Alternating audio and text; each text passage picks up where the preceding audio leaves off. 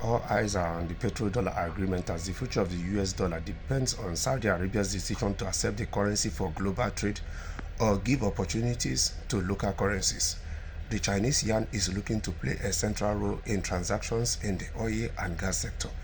The US dollar faces uncertainties as local currencies look to uproot it from the world's reserve currency status. China is now Saudi Arabia's top customer for oil trade and initiates billions worth of deals each year. As of 2024, China accounts for 20% of all Saudi Arabia's oil exports, making it wide influence in the sector. China's close ties with Saudi Arabia coincide with the end of Petrodollar agreement, putting the US dollar's prospects in jeopardy. The global oil sector could experience a paradigm shift if Saudi Arabia extends accepting Chinese yuan for oil trade.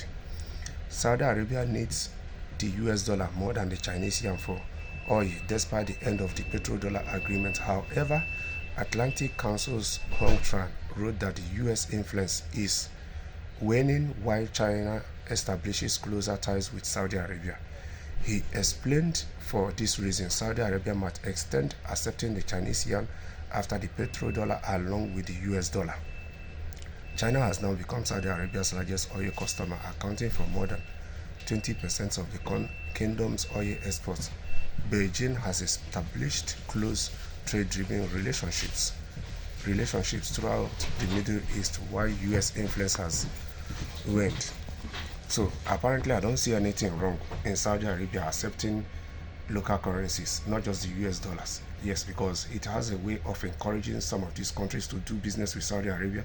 It has a way of returning hope to these countries' local currencies, because when hope is built back in these countries' local currencies, it has a way of repositioning their economy to prosper. Their economy have no choice to do well, because then their people will start having hope in their currency. It has a whole way of stabilizing a whole lot of things when it comes to goods and services and all that, which is very good for most of the developing countries. If that happens, the US dollar's clout will gradually decline, leading to the rise of Chinese yuan. The end of the petrodollar is now in Saudi Arabia's hands, which can dictate the future of the US dollar. How Saudi Arabia approaches the petrodollar remains an important uphanger of the financial future. Try and sum it up.